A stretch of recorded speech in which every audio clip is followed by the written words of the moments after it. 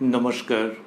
কথায় কথায় কথামৃত অনুষ্ঠানের 475তম পর্বে আপনাদের স্বাগত। আপনারা এই অনুষ্ঠান দেখছেন প্রাণারাম বাংলা ইউটিউব চ্যানেলে, যেখানে সপ্তাহের প্রত্যেক দিন সম্প্রচারিত হয় এই কথায় কথায় কথামৃত অনুষ্ঠানটি। শুরুর সময় থাকে রাত্রি 9টা, আর কোষ্ঠীপাথর প্রাণারাম ইউটিউব চ্যানেলে প্রত্যেক সপ্তাহের শনিবার সম্প্রচারিত হয় শ্রী শ্রী মায়ের কথা। শুরুর সময় থাকে সন্ধে 6টা। এই অনুষ্ঠানে শ্রী শ্রী রামকৃষ্ণ কথামৃততে আমরা বিগত কয়েকটি পর্ব ধরে অবস্থান করছিলাম এবং আজকেও অবস্থান করব 22শে অক্টোবর 1885 প্রসঙ্গে, যেদিন শ্রীরামকৃষ্ণ কলকাতায় শ্যামপুকুর বাটিতে অবস্থান করছিলেন। উপস্থিত ছিলেন শ্রীযুক্ত ঈশান মুখোপাধ্যায় প্রমুখ ভক্তবৃন্দ, ডক্টর মহেন্দ্রলাল সরকার। এরা আমরা গতকাল যতটা শুনেছিলাম তাতে পেয়েছিলাম যে ডক্টর মহেন্দ্রলাল সরকার, যিনি শ্রীরামকৃষ্ণের চিকিৎসার জন্যই আগমন করেছেন, তিনি ঠাকুর শ্রীরামকৃষ্ণের কাছ থেকে অসামান্য ধর্ম প্রসঙ্গ শুনতে শুনতে এক জায়গায় মন্তব্য করলেন ঠাকুর শ্রীরামকৃষ্ণ সম্পর্কে। একটি অতি মূল্যবান এবং খুব উচ্চ স্তরের একটি মন্তব্য করলেন। সেইটি শুনে আমরা গতকালের অনুষ্ঠান একরকম শেষ করেছিলাম। আজকে সেটি পুনরায় শ্রবণ করব ধারাবাহিকতার স্বার্থে।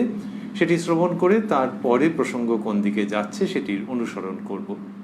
প্রবেশ করব আমরা শ্রী শ্রী রামকৃষ্ণ কথামৃততে, যার সূচনায় কথামৃতকার শ্রীযুক্ত মহেন্দ্রনাথ গুপ্ত বা শ্রীম বা মাস্টার মহাশয় উদ্ধৃত করেছেন, তব কথামৃতং তপ্ত জীবনং কবিভিরীড়িতং কল্মষাপহং শ্রবণমঙ্গলং শ্রীমদাততং ভুবি গৃণন্তি ये ভূরিদা জনা।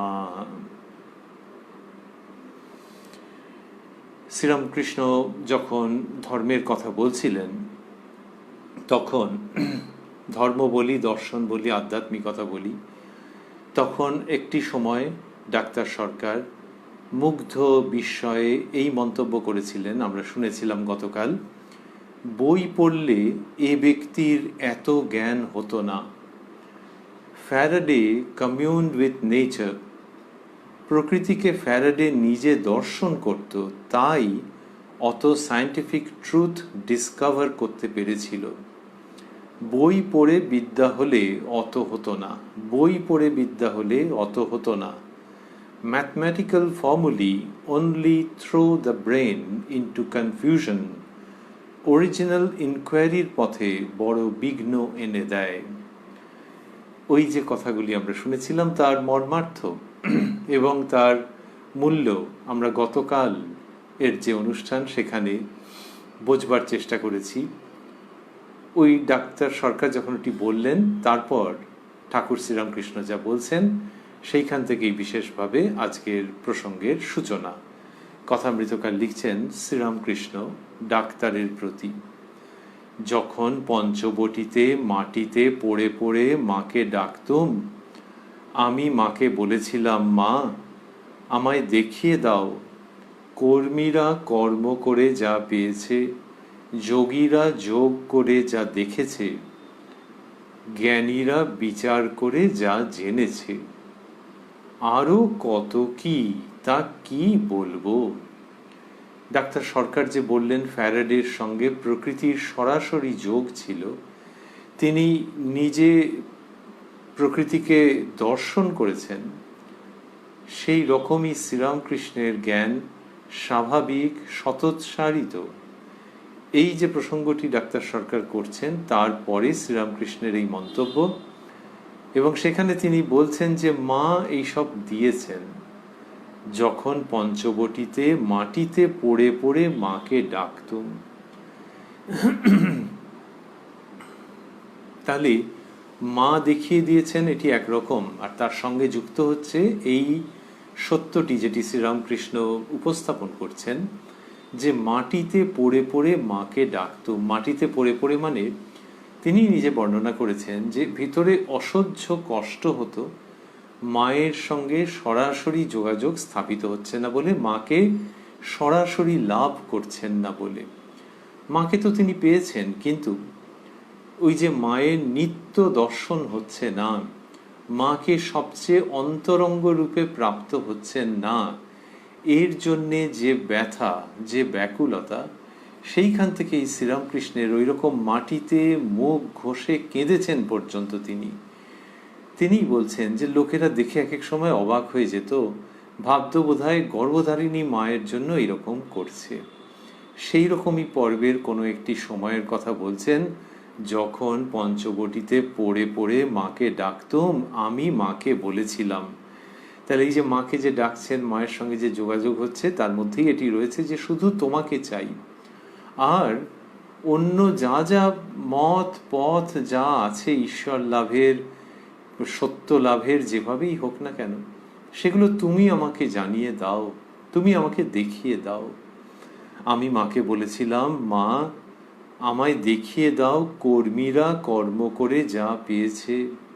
কর্মীরা মানে কর্মযোগ। শ্রীরামকৃষ্ণ কর্মযোগ বলতে শাস্ত্রবিহিত যে কর্ম, সেইগুলির মধ্যে দিয়ে ঈশ্বর সাধনাকে বোঝাতেন, যেটি আমাদের পরম্পরার মধ্যেও আছে। ট্র্যাডিশনালি কর্মযোগ মানে ওই রকমই। মা আমায় দেখিয়ে দাও কর্মীরা কর্ম করে যা পেয়েছে, যোগীরা যোগ করে যা দেখেছে, জ্ঞানীরা বিচার করে যা জেনেছে। সেইগুলো সবই বলছেন যে মা আমায় দেখিয়ে দাও। তার মধ্যে জ্ঞানীরা বিচার করে যা জেনেছে, সেটা শ্রীরামকৃষ্ণ বলছেন দেখিয়ে দাও। এটা এমনি একটা কথা বলার ভঙ্গি যে মা আমাকে সেই সমস্ত দেখিয়ে দাও। তার সঙ্গে এখানে আরো কিছু যেন যুক্ত হয়ে থাকছে। সেটি কিরকম, যে ওই জ্ঞানীরা জ্ঞান বিচার করে যা জেনেছেন, সেইটাকে দেখিয়ে দেওয়ার কথা বলা হচ্ছে। এমনিতে বলা হয় যে দেখা মানেই সবকিছু হয়ে গেল। ইংরেজিতে সিইং ইজ বিলিভিং। এই যে দেখা, লোকে বলে নিজের চোখে দেখেছো কি, অথবা এমনি দেখা শব্দটা অন্যরকম ভাবেও বলে যে ও উনি এখন এরকম আছেন, আগে কি অবস্থার মধ্যে দিয়ে গেছেন আমরা তো নিজের চোখে দেখেছি। তাহলে অবস্থাটাকে নিজের চোখে দেখেছেন, সেটা বলা মানে কিন্তু যে সবটা, তার মানে যে তার শারীরিক অবস্থা কিরকম গেছে, তার আর্থিক অবস্থা কিরকম ভুগেছে, আর্থিক অবস্থা কিরকম গেছে, সবটা মিলে বলা হচ্ছে যে ওইটা। তারপর তার কি দুশ্চিন্তা ছিল নিজের ছেলে মেয়েকে নিয়ে, এখন ভালো আছেন কিন্তু যেসব দুশ্চিন্তা সেসব তো নিজের চোখে দেখা। তাহলে দেখা মানে আবার কি, দুশ্চিন্তাকে আবার দেখা যায় নাকি? হ্যাঁ, হয়তো তিনি মুখে বলেছেন দুশ্চিন্তার কথা, তাহলেও তো সেটা শোনা। এই সবটা আসছে যার মধ্যে দেখা, মানুষে এইভাবে বলতে ভালোবাসে। তাহলে সেইটা একটা দিক, যে দেখিয়ে দাও জ্ঞানীরা বিচার করে যা জেনেছে। আরেকটা দিক হচ্ছে যে আমাদের পরম্পরায় যেটি বলা হয় সেটা হচ্ছে যে একবার প্রত্যক্ষভাবে যে দেখা, তাকে বলা হয় দর্শন। ঋষিদের কথায় বলা হয় যে তারা যে মন্ত্র দর্শন করেছেন, তারপর সেটা পরম্পরাক্রমে প্রবাহিত হয়েছে, আমরা প্রাপ্ত হয়েছি। তাহলে এই যে মন্ত্র দর্শন করছেন, তার মানে মন্ত্রের যে সত্য, সেইটার সম্পর্কে এমন অভিজ্ঞতা হচ্ছে যেটা চোখে দেখার থেকেও অনেক বেশি। এই যে প্রত্যক্ষ অভিজ্ঞতা, তারই নাম হচ্ছে দর্শন। তাহলে মন্ত্র দর্শন করছেন মানে কি? মন্ত্র দর্শন করছেন মানে মন্ত্র দেবনাগরী অক্ষরে লিখতে গেলে একরকম, বাংলায় আরেক রকম, ওড়িয়া ভাষায় আরেক রকম। তাহলে সেই যে অক্ষরটা, সেইটা শুধু দেখতে পাওয়া নয়, সেও তারা দেখেছেন বিভিন্ন রকম ভাবে, সেটি কথিত আছে, সেটি জানা আছে। আবার প্রধান কথা হলো যে সেই মন্ত্রের যে তাৎপর্য, সেটাকে চোখ দিয়ে দেখছেন, যেন সেটা অন্তরের চক্ষু দিয়ে দর্শন করেছেন। সেই জন্যই মন্ত্রের শক্তি। মন্ত্রের শক্তি যেখানে বলা হচ্ছে, সেটা হচ্ছে যে মন্ত্রকে তারা দর্শন করেছেন, face to face, first hand experience. সেইটা যে হয়েছে, সেইখানে বারবারই বলা হচ্ছে যে ঋষিরা মন্ত্র দ্রষ্টা। তাহলে ওই যে দর্শন, সেই দর্শন পঞ্চেন্দ্রিয়ের মাধ্যমে যত কিছু অনুভূতি হয়, তাকে ছাপিয়ে যায় যে কত গুণ, তা বোধহয় মুখে বলা যায় না। শ্রীরামকৃষ্ণ বলছেন, মায়ের কাছে তিনি প্রার্থনা করেছেন, আমায় দেখিয়ে দাও কর্মীরা কর্ম করে যা পেয়েছে, যোগীরা যোগ করে যা দেখেছে, জ্ঞানীরা বিচার করে যা জেনেছে। তাহলে মায়ের কাছ থেকেই তার সবকিছু দর্শন। আরো কত কি, তা কি বলবো। যেই মাকে তিনি বলেছিলেন। এবার আরও কত কি তা কি বলবো, এটার মানেটা কি? এর দুটো মানে, একটা হচ্ছে যে মাকে তিনি ওই রকমভাবে আরও কত কি বলেছেন, সেগুলো আর কত তোমাদেরকে কি বলবো। কত বলবো মানে হচ্ছে যে সে পরিমাণে অনেক। আরেকটা হচ্ছে যে সব আর তোমাদের কাছে প্রকাশ করি কি করে, তার মানে মায়ের ছেলের মধ্যে এটা হয়েছে। এই পুরোটা নিয়ে একটা দিক। আরেকটি দিক হচ্ছে যে আরও কত কি তা কি বলবো, তার মানে এই কর্মীরা, যোগীরা, জ্ঞানীরা যা পেয়েছেন সে ছাড়াও মা আরও কত কি জানিয়ে দিয়েছেন, দেখিয়ে দিয়েছেন। তার কি বলবো, তিনি গোপন করতে চাইছেন না। কিন্তু লোকে বলে না যে সেসব আর মানে বলতে গেলে আজকে বুঝলি রাত কাবার হয়ে যাবে, লোকে বলে বলতে গেলে অনেক বই লেখা হয়ে যাবে, কেউ বলে বলতে গেলে সারা জীবন লেগে যাবে, এরকমভাবে তো আছে যে তার মানে প্রচুর পরিমাণে। শ্রীরামকৃষ্ণ বলছেন আরও কত কি তা কি বলবো। তাহলে মায়ের ছেলের মধ্যে এই ঘটনা ঘটেছে, মা ভবতারিণী এবং শ্রীরামকৃষ্ণের মধ্যে এই সব হয়েছে। আর সেটা হচ্ছে যে ঠাকুর বলছেন যে পঞ্চবটিতে মাটিতে পড়ে পড়ে মাকে ডাকতুম। তাহলে যে মাকে ডাকছেন তার মধ্যে এইগুলো, এই যে জগতে যা কিছু আছে এইগুলোও আছে, মায়ের দর্শন লাভের জন্য আকুতি। আর হচ্ছে যে যা কিছু আছে সেগুলো আমায় জানিয়ে দাও, সেগুলো জানিয়ে দাও। শ্রীরামকৃষ্ণ হঠাৎ এরকম বলছেন কেন? ভাবটা যেন এরকম যে পণ্ডিতেরা, এরকম তিনি বলে হচ্ছেন, ব্যক্তও করেছেন যে পণ্ডিতেরা কত কি বলে মা বুঝতে পারি না। সেইখান থেকে বাচ্চা ছেলের যেন ইচ্ছে যে মা সমস্ত জানতে চাই। কিন্তু সেই জানতে চাওয়াটা একটা জাগতিক অর্থে সম্পদের অধিকারী হওয়ার জন্য নয়, অন্য কোনো উদ্দেশ্য নিয়ে নয়। কিন্তু ওই যে মা তোরই তো কথা, যোগীরা যা পাচ্ছে, জ্ঞানীরা যা জানছে, কর্মীরা যা পাচ্ছে, এই সব তো যোগীরা যা দেখছে, জ্ঞানীরা যা জানছে, কর্মীরা যা পাচ্ছে, এই সমস্ত তো মা তোকেই নিয়ে শ্রীরামকৃষ্ণের কাছে ব্রহ্ম কালী অভেদ। সুতরাং ওই সমস্ত আমি জানতে চাই মা। এটি একটি দিক যে তোকে কত রকম ভাবে কতজনে, এখানে তুমি করে বলেছেন মা আমায় দেখিয়ে দাও। তাহলে তোমাকে কতজনে কত রকম ভাবে পাচ্ছে, দেখছে, জানছে, সেটা আমি জানতে চাই। এটা একটা দিক। আর একটা দিক হচ্ছে যে এই শ্রীরামকৃষ্ণ এই মানুষের কাছে কথা বলবেন, তার কাছে কত ভাবের মানুষ আসবেন, কর্মী আসবেন, যোগী আসবেন, জ্ঞানী আসবেন। তো সেটাও যেন এর মধ্যে শ্রীরামকৃষ্ণের এই প্রার্থনার মধ্যে অটোমেটিক্যালি ঢুকে বসে আছে যে মা আমাকে এগুলো সব দেখিয়ে টেখিয়ে দাও, আমাকে আমি জানতে চাই, এগুলো আমাকে দেখিয়ে দাও। যে শ্রীরামকৃষ্ণ লোকশিক্ষক, তার সেইটি সুনির্দিষ্ট ভূমিকা জগতে, সেই জন্যই অবতরণ যেভাবেই ভাবা যাক না কেন, সেই তিনি চাইছেন, মায়ের কাছে প্রার্থনা করছেন যে আমাকে দেখিয়ে দাও। এই যে মায়ের কাছে পড়ে পড়ে, মাটিতে পড়ে পড়ে মাকে ডাকতুম, এই হচ্ছে সাধনা। এই সাধনা আবারও ভাবছি যে অন্য কোনো প্রাপ্তির জন্য নয়, যে মানুষে জানবে ইনি কত জানেন সেই জন্য নয়, মনের আবেগ থেকে, মনের আকুতি থেকে এই প্রার্থনা। এবং এই প্রার্থনা বিশাল সাধনের ব্যাপার। লোকে বলে যে ভগবানকে লাভ করবার জন্য, ভগবতীকে লাভ করবার জন্য প্রচুর সাধনা করতে হয়। শ্রীরামকৃষ্ণের ক্ষেত্রে তাহলে সাধনা করতে হয় মানে কি? জপ করতে হয়, ধ্যান করতে হয়, আরও কত কি থাকতে পারে।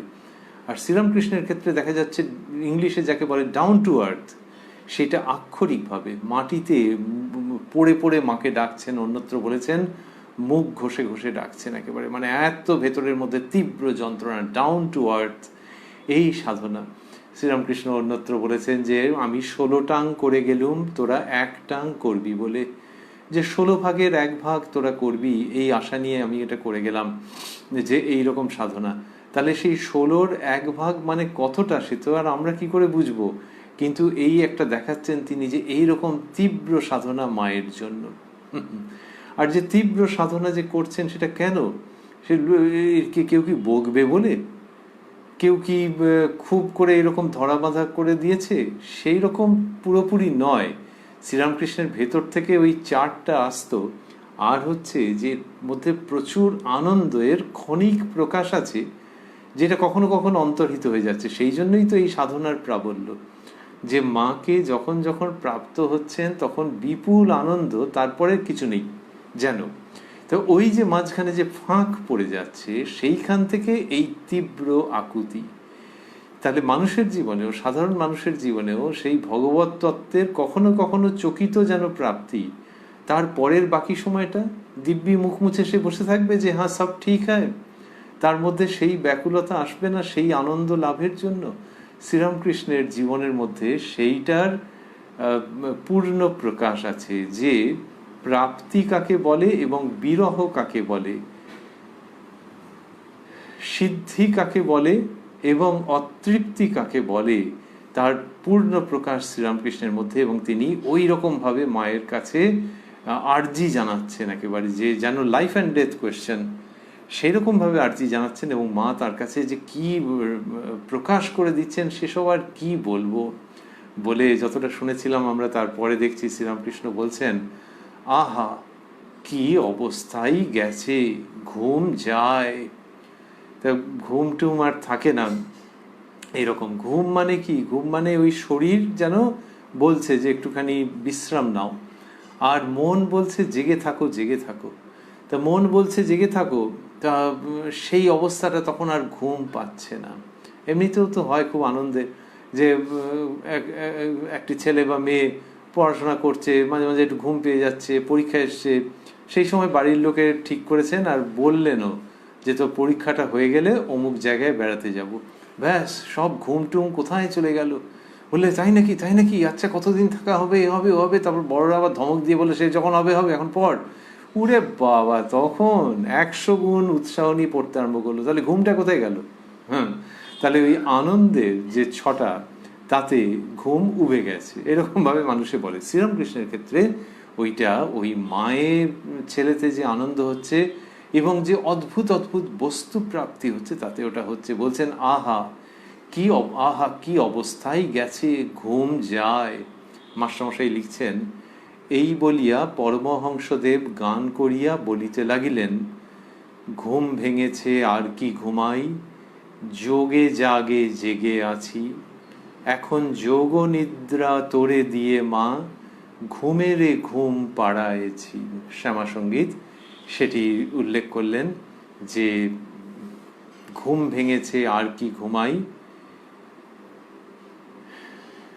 যোগে জাগে জেগে আছি, এখন যোগ নিদ্রা তোরে দিয়ে মা। এই যোগ নিদ্রা শাস্ত্রে এর অনেক উল্লেখ আছে। যোগ নিদ্রা তোরে দিয়ে মা মানে তোমাকে প্রতি সমর্পণ করে। যোগ নিদ্রা মানে ওই নিদ্রার মতো অবস্থা হয় যখন ঈশ্বরীয় যোগ খুব গভীর নিবিড় হয়ে যাচ্ছে, তখন নিদ্রার মতো একটা অবস্থা হয়। নিদ্রা মানে কিরকম নিদ্রা? নিদ্রাতে ঢলে পড়বে নাকি? না, তা পড়বে না, পড়ে যাবে না, কিন্তু অন্তরের দিক থেকে, মনের দিক থেকে ওই রকম। নিদ্রার তো নানান রকম অবস্থা আছে, তার মধ্যে হচ্ছে যে যখন গভীর ঘুম, যেখানে স্বপ্নটাও থাকে না, ড্রিমলেস স্লিপ, সেটা কতটা কাছাকাছি।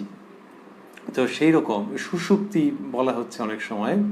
সুষুপ্তিকে কেউ বলবেন যে চতুর্থ অবস্থা, আবার অন্য মতে বলা হবে যে না, ওইটি একমাত্র অবস্থা, বাকি অবস্থা যেগুলো সেগুলো হচ্ছে ওই সুষুপ্তিরই বিভিন্ন রকম, সুষুপ্তির মধ্য থেকে ওগুলোকে দেখা ইত্যাদি। তো এই যে অবস্থাটি, যেটি কিনা স্বপ্নেরও ব্যাপার নেই, এমন গভীর নিদ্রা, আর লোকে বলে যে খুব আরাম হয়েছে, সেই রকম হচ্ছে যোগ নিদ্রা। শুধু তফাৎটা হচ্ছে যে সেখানে ওরকম ঢলে পড়ছে না কিছু, আর ওই নিদ্রায় কিচ্ছু থাকে না, সুষুপ্তি কিছু নেই, আর এখানে সব কিছু আছে। তো বললেন যে এখন যোগ নিদ্রা তোরে দিয়ে মা, ঘুমেরে ঘুম পাড়ায়েছি, মানে ঘুমকে শায়েস্তা করে রেখেছি। ঘুম বড্ড বিরক্ত করতো, তোর সঙ্গে যে যুক্ত হয়ে থাকবো, এই সাধু প্রসঙ্গের মধ্যে যে থাকবো, এই আস্বাদনের মধ্যে যে থাকবো, সেখান থেকে ঘুম নিয়ে নিয়ে চলে যেত অন্য রাজ্যে, ভীষণ দুষ্টুমি করতো। সেরকম বাচ্চা ছেলেকে ঘুম পাড়ানোর মতো ঘুমেরে ঘুম পাড়ায়েছি, ঘুম ভেঙেছে আর কি ঘুমাই, যোগে জাগে জেগে আছি, এখন যোগ নিদ্রা তোরে দিয়ে মা, ঘুমেরে ঘুম পাড়ায়েছি। শ্রীরামকৃষ্ণ বলছেন, ওই যে ডক্টর সরকার বলেছেন, আমরা পুনরায় স্মরণ করছি যে ইনি প্রকৃতির সঙ্গে যেমন ফ্যারাডে সরাসরি প্রকৃতিকে দর্শন করতেন, তার সঙ্গে বিনিময় হতো, সেই সব কথা বলেছেন, সেই প্রসঙ্গে সব আসছে। শ্রীরামকৃষ্ণ বলছেন, আমি তো বই টই কিছু পড়িনি, কিন্তু দেখো মার নাম করি বলে আমায় সবাই মানে। এর মধ্যে দুটো দিক রয়েছে। একটি হচ্ছে যে ডক্টর সরকার যেরকম বলেছেন তো শ্রীরামকৃষ্ণের প্রতি গভীর শ্রদ্ধায় যখনই এরকম কথা উচ্চারিত হয়েছে তখনই শ্রীরামকৃষ্ণের জীবনে দেখা যায় যে তিনি যেন এক পা পেছনে চলে গেছেন, যে আমাকে প্রশংসা করছে এরকম নয়। আজকে আমরা যেখান থেকে শুনতে শুরু করেছিলাম সেখানেই দেখলাম তো যে তিনি বললেন যে আমি মার কাছে বলেছিলাম। তার মানে তুমি যেগুলো দেখে অভিভূত হয়ে যাচ্ছ এগুলোর জন্য মার কাছে প্রার্থনা করেছি কেঁদে কেঁদে, মা দিয়েছেন গো এগুলো সমস্ত। এখানেও সেরকম ভাবে বলছেন আমি তো বই টই কিছুই পড়িনি, কিন্তু দেখো মার নাম করি বলে আমায় সবাই মানে। ওই এক পা পিছিয়ে যাওয়া, ডিফেন্সিভ যেন একটা স্টেপ, এটি একটি দিক। আরেকটি দিক হচ্ছে ডাক্তার মহেন্দ্রলাল সরকার মহাশয় দেবদেবী মানেন না, সাকার উপাসনায় ওনার প্রায় একেবারেই মতি নেই। সেই তাঁকে বলা যে এইটা হয়, তুমি এত লেখাপড়া জানো, শ্রীরামকৃষ্ণের ভাবটি এরকম যে তুমি এত লেখাপড়া জানো আর আমার কাছে এইসব কথা শুনে আর আমাকে তো কত রকমভাবে সব জিজ্ঞেস করলে, ঘুরিয়ে ফিরিয়ে সব জ্ঞানের বিশ্লেষণের কথা বললে, আমরা আগের পর্বে সব শুনেছি কত রকম, তা এত রকম করলে তার উত্তর যা দিলাম তোমার ভালো লেগেছে। এইটা আমার কিভাবে হয়েছে শুনে যাও আমার কাছ থেকে, সেটা হচ্ছে মা আমাকে সমস্ত দেখিয়ে দিয়েছেন, বুঝিয়ে দিয়েছেন, জানিয়ে দিয়েছেন। তার মানে হচ্ছে যে এর পরেও তুমি বলবে যে সাকার উপাসনার কোনো মানে নেই, আমি তো বই টই কিছুই পড়িনি, কিন্তু দেখো মার নাম করি বলে আমায় সবাই মানে, বলে কিরম মজা করে বলছেন যে আমি আর কে, আমার কথা একজন বলেছে তোমায় বলবো, সেই ভঙ্গি। শম্ভু মল্লিক আমায় বলেছিল ঢাল নাই তরোয়াল নাই শান্তিরাম সিং, সকলের হাস্য।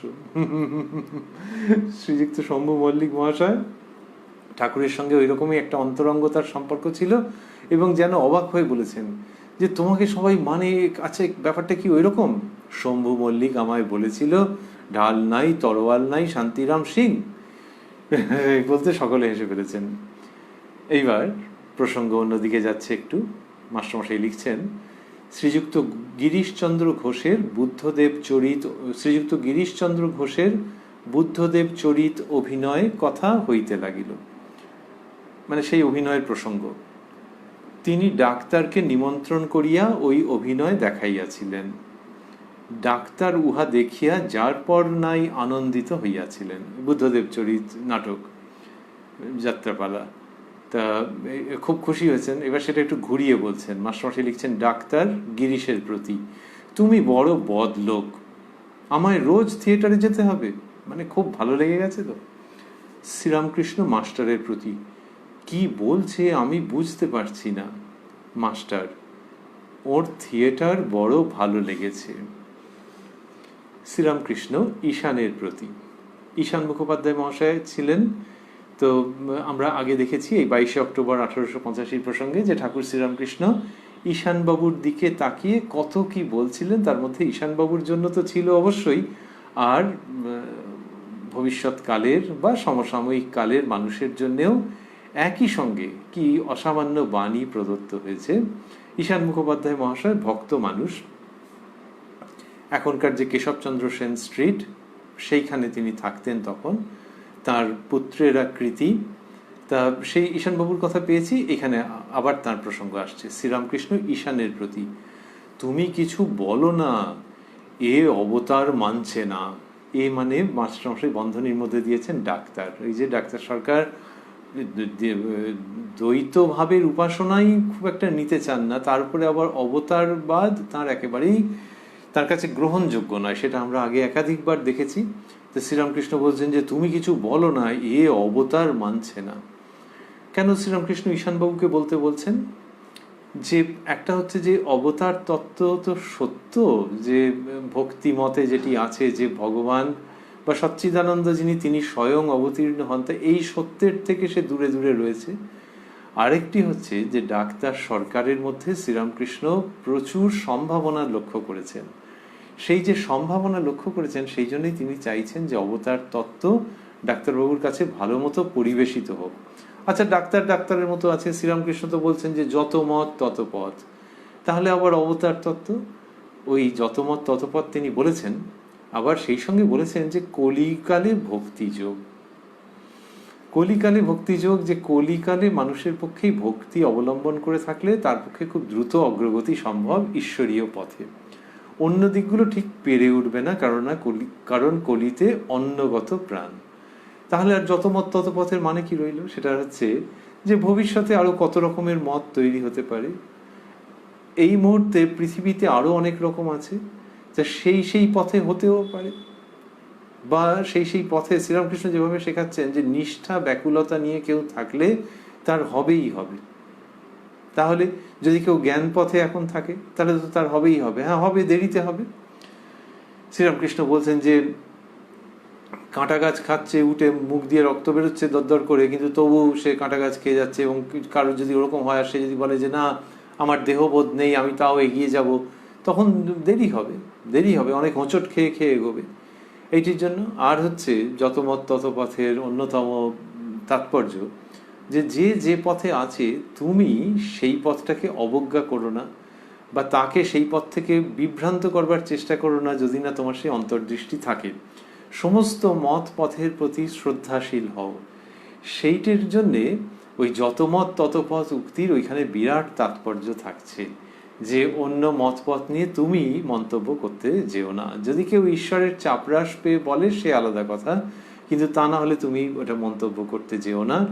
কার কোন দিক দিয়ে কিভাবে হবে সেটা জানা নেই, কিন্তু কলিযুগে ভক্তদের কলিযুগে মানুষের হচ্ছে যে ভক্তিযোগ, শ্রীরামকৃষ্ণের এই সাধারণভাবে এই উক্তিটা করছেন। তিনি ধর্মান্তর একেবারে পছন্দ করতেন না, যে নিজের ধর্ম কেউ ত্যাগ করবে কেন না। আমাদের ধর্ম, তিনি যখন পরিচিত ভক্তদের সঙ্গে কথা বলছেন, ভাবটি হচ্ছে যে আমাদের ধর্ম থেকে না কেউ অন্য ধর্মে যাবে, না অন্য ধর্ম থেকে এই ধর্মে আসবে। ওর যে ধর্মে জন্ম হয়েছে সেই ধর্মই অনুশীলন করুক না, কারণ ভগবান নানান রকম রেখেছেন রুচি ভেদে। এই হচ্ছে শ্রীরামকৃষ্ণের সার্বিক মতামতের জায়গাটি, তার যেন জীবন দর্শনটি ঠিক এইরকম। কিন্তু কেউ যদি তার যা প্রকৃতি সেখান থেকে সরে গিয়ে একটা অনেকের কাছে শুনছে প্রচলিত একটা মত, সেইটাকে অনুসরণ করতে যায়, একটু তার মধ্যে এলিটিস্ট ভাব আছে, সেই জন্য সেটা অনুসরণ করছে, যে শিক্ষিত মানুষেরা এরমভাবেই ভাববেন সেই জন্য অনুসরণ করছে, এইটা হলে মুশকিল আছে।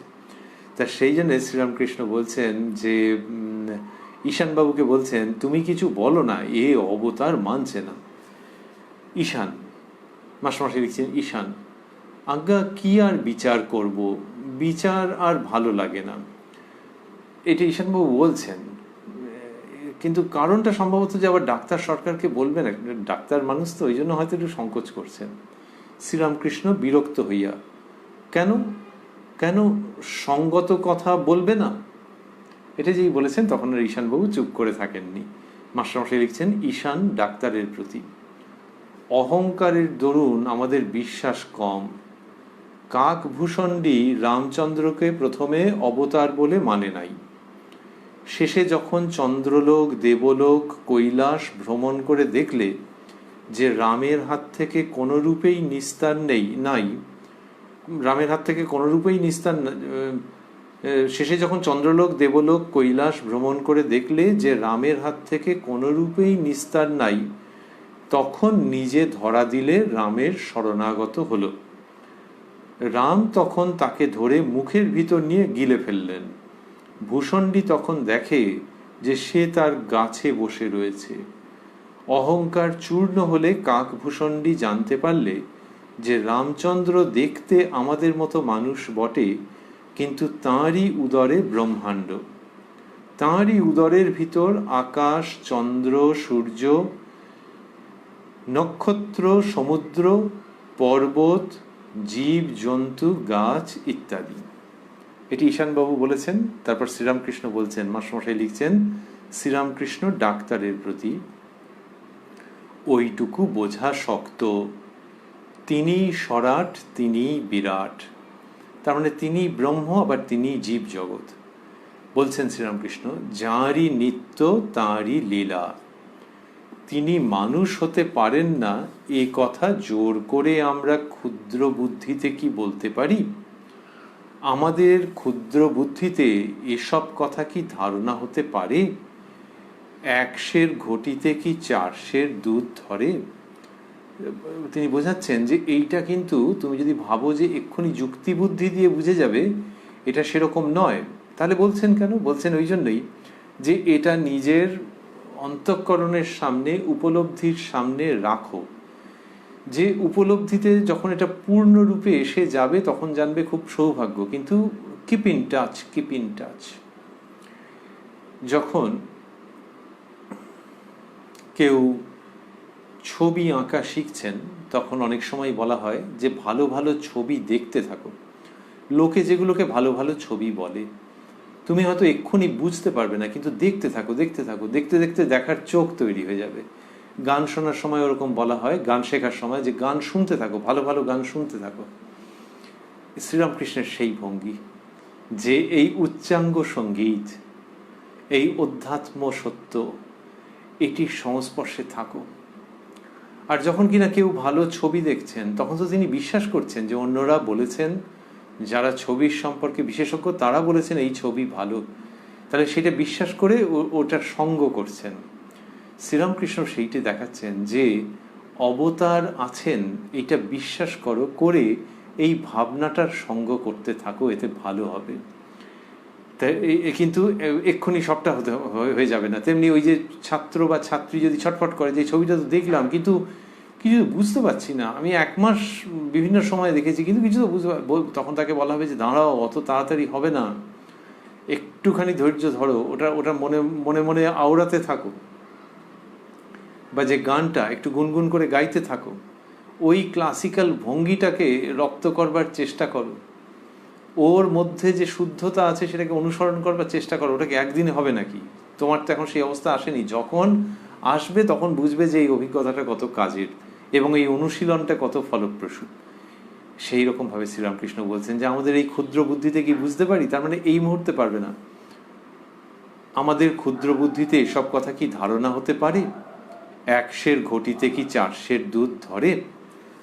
বলে বলছেন, তাই সাধু মহাত্মা যারা ঈশ্বর লাভ করেছেন তাদের কথা বিশ্বাস করতে হয়। সাধুরা ঈশ্বর চিন্তা লয়ে থাকেন, যেমন উকিলরা মোকদ্দমা লয়ে থাকে। তোমার কাকভূষণ্ডির কথা কি বিশ্বাস হয়? সাধু মহাত্মা বলছেন যে যারা ঈশ্বর লাভ করেছে, শ্রীরামকৃষ্ণ বলছেন সাধু মহাত্মা যারা ঈশ্বর লাভ করেছেন তাদের কথা বিশ্বাস করতে হয়। এটা ঠিক ওই জায়গাটা।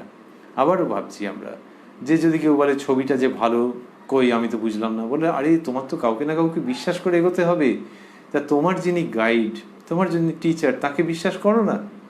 বলে না করি। বলে তাহলে আরো ওইটা দেখতে থাকো, ভাবতে থাকো, তাহলে ওতে বিশ্বাস ছাড়া হবে কি করে?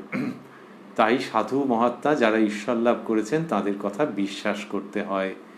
সাধুরা ঈশ্বর চিন্তা লয়ে থাকেন, যেমন উকিলরা মোকদ্দমা লয়ে থাকে। কি সুন্দর করে নিয়ে এলেন। ডাক্তার সরকারের সঙ্গে কথা বলছেন যখন, তখন এই ভঙ্গিটা রয়ে গেল। কোথায় রামচন্দ্র, কাকভূষণ্ডী, অবতারের প্রসঙ্গ, সৃষ্টির রহস্য, সেইখানে শ্রীরামকৃষ্ণ এই অর্ধেক বাক্য মতো সংযোজন করলেন, যেমন উকিলরা মোকদ্দমা লয়ে থাকে। একটা অদ্ভুত এর ভঙ্গি।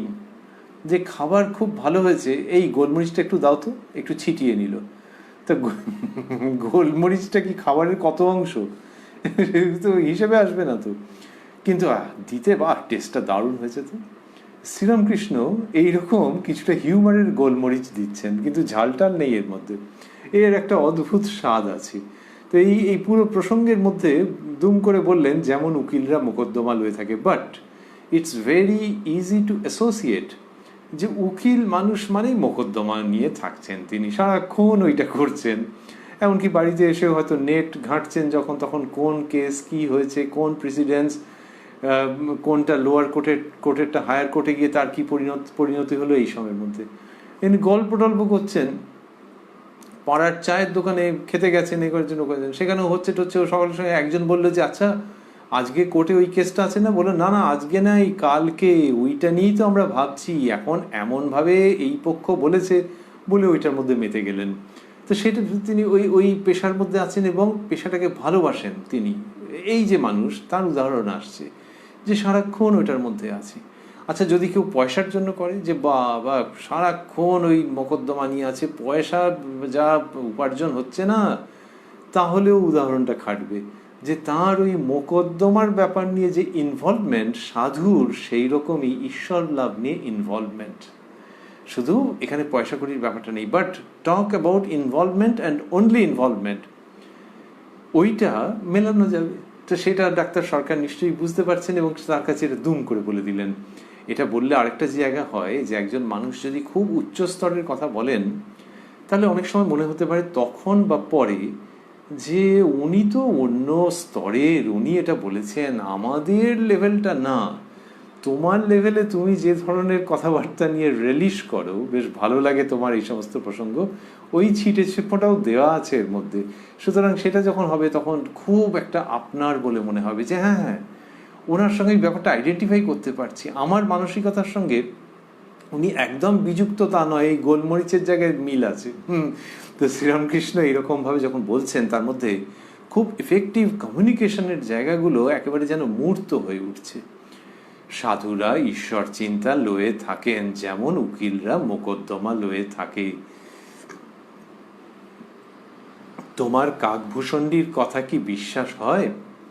ডাক্তার: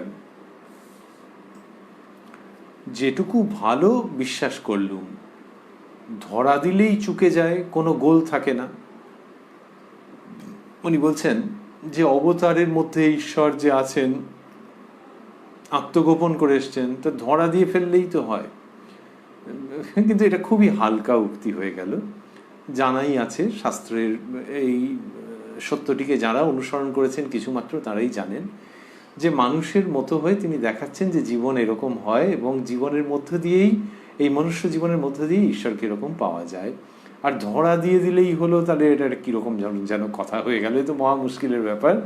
ওই রকম নয় যে ধরা দিয়ে দিলেই হলো।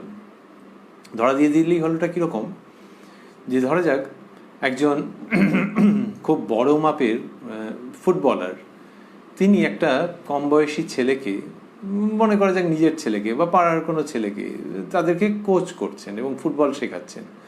একদম প্রথম দিক থেকে শেখাচ্ছেন যে বলটাকে আগে ভালো করে বসাবি, তারপরে এইভাবে মারবি, এটা করবি, ওটা করবি, হড়বড় করবি না, এই দেখ আমি দেখাচ্ছি যে এরকম করতে গেলে এই ভুলটা হয়ে যাবে।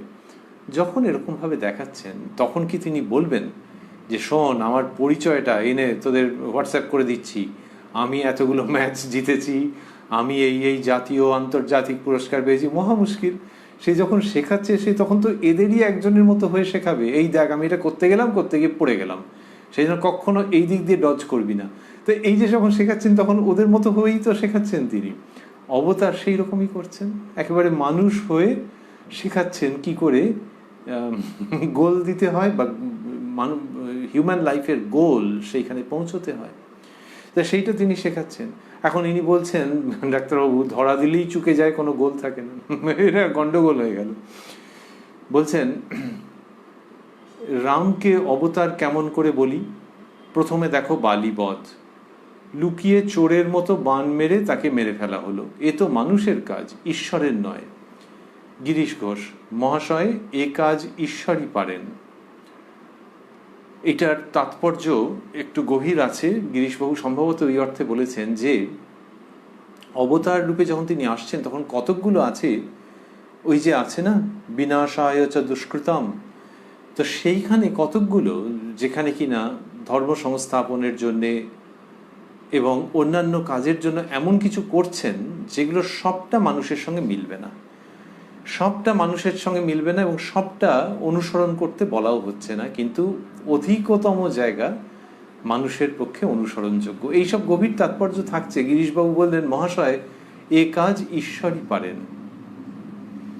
ডাক্তার: তারপর দেখো সীতাবর্জন। গিরিশ: মহাশয়, এ কাজও ঈশ্বরই পারেন, মানুষ পারে না। তার মানে হচ্ছে এটা মানুষের দিক থেকে দেখলে হবে না, এটা ঈশ্বরের দিক থেকে। এরকম গিরিশবাবু কিছু একটা বুঝে বলেছেন। ঈশান ডাক্তারের প্রতি: আপনি অবতার মানছেন না কেন? এই বললেন যিনি আকার করেছেন তিনি সাকার, যিনি মন করেছেন তিনি নিরাকার, এই আপনি বললেন, ঈশ্বরের কাণ্ড সব হতে পারে, এটি আমরা আগে পেয়েছি যে ডাক্তার সরকার এই মন্তব্যটা করেছিলেন। ঈশানবাবু বলছেন এই আপনি বললেন ঈশ্বরের কাণ্ড সব হতে পারে।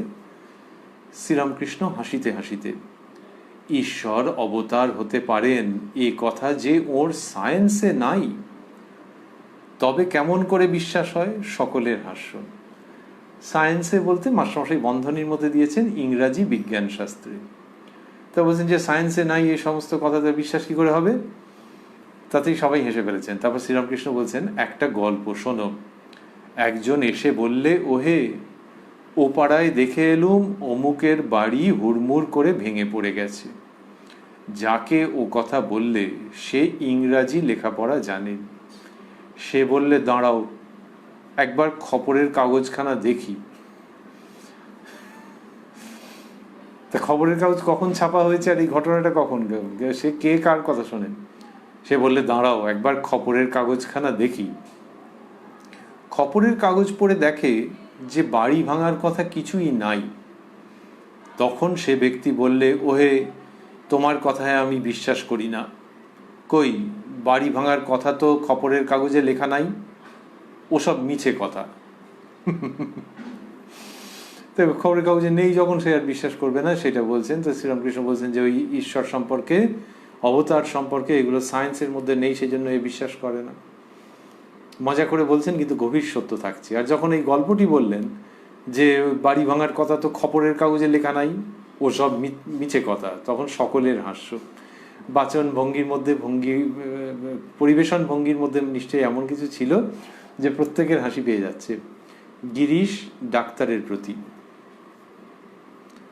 আপনার শ্রীকৃষ্ণকে ঈশ্বর মানতে হবে, আপনার শ্রীকৃষ্ণকে ঈশ্বর মানতে হবে, আপনাকে মানুষ মানতে দেব না। বলতে হবে ডেমন অর গড, মানে শয়তান নয় ঈশ্বর কিছু একটা বলুন, কিন্তু মানুষ মানতে দেব না। ডাক্তার সরকার খুব প্রীতির সম্পর্ক তার সঙ্গে, গিরিশবাবুর সঙ্গে ডাক্তার সরকারের। তো গিরিশবাবু এরকম বললেন, শ্রীরামকৃষ্ণ ইন্টারফেয়ার করছেন। উনি বুঝছেন যে বেশ মজা জমে উঠেছে, কিন্তু নিজে ইন্টারফেয়ার করছেন। মাঝখানে বলছেন, মাস্টারমশাই লিখছেন, শ্রীরামকৃষ্ণ সরল না হলে ঈশ্বরে চট করে বিশ্বাস হয় না। প্রধান কথাটি উপস্থাপন করলেন যে সরল না হলে হয় না, অর্থাৎ অনেক বুঝিয়েও হবে না, আর তুমি এই যে জোর জবরদস্তি করছো এর সঙ্গে একেবারে ওভাবে হবে না, ছেড়ে দাও। সরল না হলে হয় না, ছেড়ে দাও মানে যে এর গন কেস, এর কোনো সম্ভাবনা নেই তা নয়, কিন্তু ওরকম জোর জবরদস্তি করতে যাও না। সরল না হলে ঈশ্বরে চট করে বিশ্বাস হয় না। বিষয় বুদ্ধি থেকে ঈশ্বর অনেক দূর। বিষয় বুদ্ধি থাকলে নানা সংশয় উপস্থিত হয়, আর নানা রকম অহংকার এসে পড়ে, পাণ্ডিত্যের অহংকার, ধনের অহংকার, এইসব।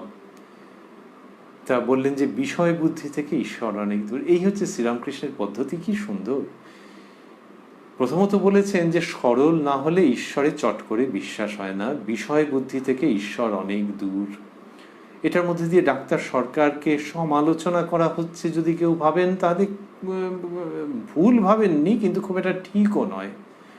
কারণ সমালোচনা করাটা মুখ্য উদ্দেশ্য নয়, এক্ষুনি দেখবো আমরা আর একটু বাদেই। কিন্তু এই জায়গাটাতে সতর্ক করে দিলেন যে ওই সব ওই অনেক বুঝিয়ে, উনিই বলেছেন ঈশানবাবুকে বোঝাতে, কিন্তু খুব বেশি যে বুঝিয়েই হয়ে যাবে, বা গিরিশবাবুর মতো ভক্ত ভৈরব গিরিশচন্দ্র যেটা চেষ্টা করছেন যে জোর করে যে আজকে একবারে মানিয়ে ছাড়বো, এরম করে হয় না। কারণ কি, শ্রীরামকৃষ্ণ বলছেন যে সরল না হলে ঈশ্বরে চট করে বিশ্বাস হয় না। তার মানে গিরিশবাবুর সেখানটাতে কমতি আছে। বিষয় বুদ্ধি থেকে ঈশ্বর অনেক দূর। বিষয় বুদ্ধি, তা বিষয় বুদ্ধি কার না নেই, কিন্তু শ্রীরামকৃষ্ণ বলেন যে আসক্তি, যে বিষয়ের সঙ্গে যোগ তো মানুষের রয়েছে, প্রায় সকল মানুষের, কিন্তু তার প্রতি আসক্তি আছে কিনা, বিষয় বুদ্ধি, এই আসক্তিপূর্ণ বুদ্ধি। ধরা যাক একজন ত্যাগী মানুষ একটা জামা গায়ে দেন, সেই জামাটা ছিঁড়ে গেছে, ফলে একটা জামা কিনতে হবে। একজন বললে যে আমি কিনে নিয়ে আসি, বলে এই কত দাম বলো তো? তিনি একটা কিছু বললেন, 100 টাকা, 200 টাকা, 300 টাকা, যা হোক বললেন। উনি বললেন, তাই নাকি, এইটা তো আগের বার একজন কিনে দিয়েছিল, অবশ্য সেটা প্রায় 1 বছর হয়ে গেল, তখন তো বলেছিল এই টাকা। তাহলে কি এটা বিষয় বুদ্ধি কি না? Yes or no? উত্তর হচ্ছে এক্ষেত্রে নো। তার কারণ তিনি চাইছেন না যে যে মানুষটিকে পাঠাচ্ছেন তিনি ঠকে যান। তিনি চাইছেন না যে তিনি যে স্ট্যান্ডার্ডের জামা পরেন, যে মানের, তার থেকে বেশি ভালো একটা কোনো জামা নিয়ে আসুক। ওই জন্য ওটা বলছেন যে তুমি যাও, তোমাকে বেশি করে টাকা দিয়ে দিচ্ছি, কিন্তু জেনো যে এটা 1 বছর আগে এই দামে আমি কিনেছি। এইভাবে সতর্ক করে দিচ্ছেন। তাহলে বিষয়ের মধ্যে আছেন, সতর্কভাবে আছেন, কিন্তু তিনি বিষয়ে আসক্ত নন। যদি কেউ একজন এসে বলেন, ওই ব্যক্তি, যে আপনি সব যা বলেছিলেন ঠিকই, 10টা দোকান ঘুরেছি, দামটা এখন প্রায় ডবল হয়ে গেছে, এই দামে কিনে নিয়ে এলাম, তাহলে তিনি সঙ্গে সঙ্গে ভেঙে পড়বেন? তা একেবারেই নয়। তিনি প্রসন্ন চিত্তে গ্রহণ করবেন যে এতটা দাম বেড়ে গেছে, ওই একই মানের জামা, একই কোয়ালিটির জামা এনেছে, আর মার্কেটটা ভেরিফাই করে নিয়ে এসছে, ব্যাস চলো এই জামাই পরবো। তার মানে বিষয়ে আসক্ত নয়। তাহলে তো একবারে ভেঙে পড়তেন যে না না তুমি ভুল করেছো, এ করেছো, তোমাকে পাঠানোই আমার ভুল হয়ে গেছে বলে আরও 72 ঘন্টা হয়তো এই আক্ষেপ থেকে গেল। এর ক্ষেত্রে ওরকম কিচ্ছু নয়। সেই জন্য বিষয়ের মধ্যে রয়েছেন কিন্তু আসক্ত নন, সেই তাঁরই হচ্ছে বিষয় বুদ্ধি নেই, শ্রীরামকৃষ্ণ এই অর্থে বলেন। তো এখানে বললেন যে ঈশ্বরে বিশ্বাস কখন হয় না, সেই প্রসঙ্গে বলছেন যে সরল না হলে ঈশ্বরে চট করে বিশ্বাস হয় না। বিষয় বুদ্ধি থেকে ঈশ্বর অনেক দূর। বিষয় বুদ্ধি থাকলে নানা সংশয় উপস্থিত হয়, আর নানা রকম অহংকার এসে পড়ে, পাণ্ডিত্যের অহংকার, ধনের অহংকার, এইসব। এগুলো দিয়ে ওটা বোঝালেন যে এগুলোর জন্য পেতে দেরি হয়। তারপরেই বলছেন ইনি কিন্তু সরল। ইনি বলে বন্ধনীর মধ্যে রয়েছে ডাক্তার।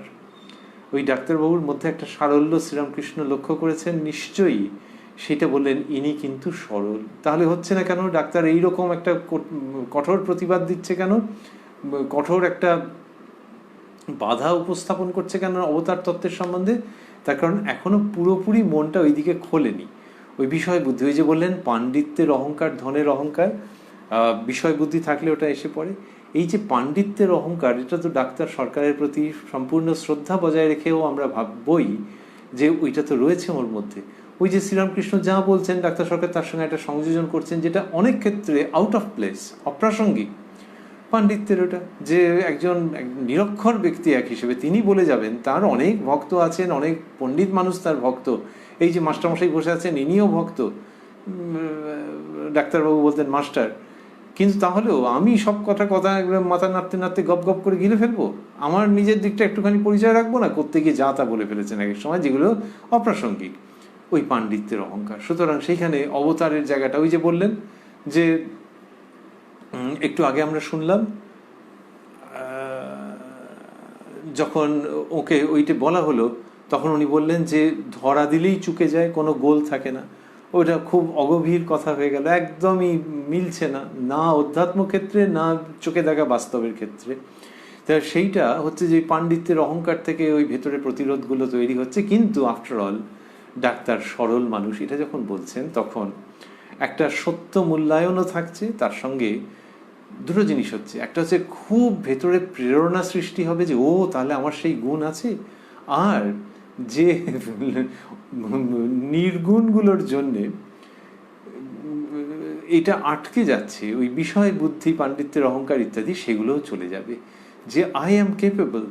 আর হ্যাঁ, ওইগুলোর জন্য আমি ওরকম তর্ক করি আর আমি নিতে চাই না, এইটা চলে যাবে যখন এই দিকটাতে আসবে।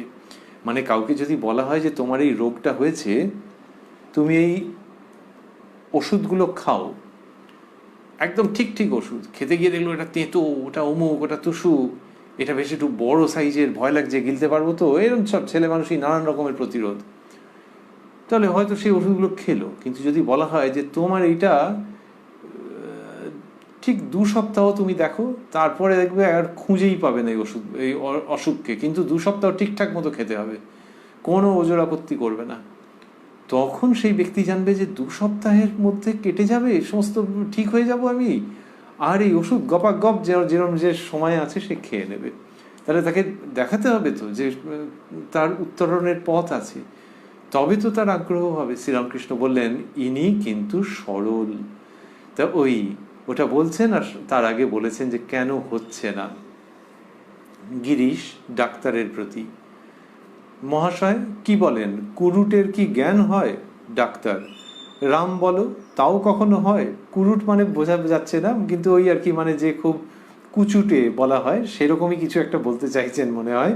তো গিরিশবাবু সঙ্গে সঙ্গে ডাক্তারের সঙ্গে এটা একটা ওয়াল পাসে খেলে নিচ্ছেন কতকটা যেন। বলছেন, মহাশয় কি বলেন, কুরুটের কি জ্ঞান হয়? আর ডাক্তারবাবু দেখা যাচ্ছেন খুব স্পিরিটে আছেন। এই শ্রীরামকৃষ্ণের উপস্থিতিতে হচ্ছে, তিনি নিজে আনন্দে আছেন, অন্যের মধ্যে আনন্দ সঞ্চার করছেন। গিরিশবাবু যখন এটা বলেছেন তখন ডাক্তারবাবু বলছেন, রাম বলো, তাও কখনো হয়? তার মানে শ্রীরামকৃষ্ণের প্রতি সমর্থন, আর একটা হচ্ছে যে আমি কিন্তু দেখো আমি কুচুটে নই, এইরকম ভঙ্গি, আমি কিন্তু বিষয় বুদ্ধিযুক্ত সংশয়াপন্ন ব্যক্তি নই। এইটা গিরিশবাবুর সঙ্গে যেন একটুখানি হয়ে গেল। শ্রীরামকৃষ্ণ: কেশব সেন কি সরল ছিল। এবার সরলতার কিরকম নমুনা দিচ্ছেন, অদ্ভুত।